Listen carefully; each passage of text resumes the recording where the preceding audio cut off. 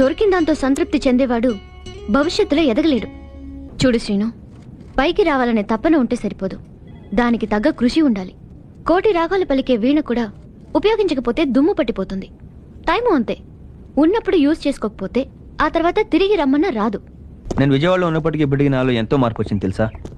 దానికి కారణం నువ్వు, నీ స్నేహం దివ్య.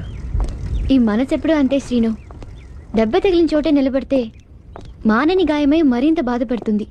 అదే ఆ చోటు వదిలి వేరే వాళ్లతో స్నేహం చేయడం మొదలు పెడితే జరిగినవన్నీ మర్చిపోతుంది. ఇంతకు ముందు పిరికిదానిగా ఉన్న నాకు ఇంత ధైర్యం రావడానికి కారణం నువ్వు. ఏం జరిగినా నువ్వు నాతో ఉంటావన్న ధైర్యం అదే మాట్లాడించింది. నువ్వు నా ఫ్రెండ్ వీరా. అయినా నా కష్ట సుఖాలు పాల్పంచుకునే నీలాంటి స్నేహితుడు ఉండగా నేను ఎలా అనాథనవుతాను చెప్పు. నువ్వు పరిచయం కాకముందు నా జీవితంలో ఏదో తెలియని లోటు ఉండేది. నీ పరిచయం దాన్ని పోగొట్టింది. ప్రేమ నా చేత కన్నీరు పెట్టిస్తే నీ స్నేహం ఆ కన్నీటిని తుడిచింది.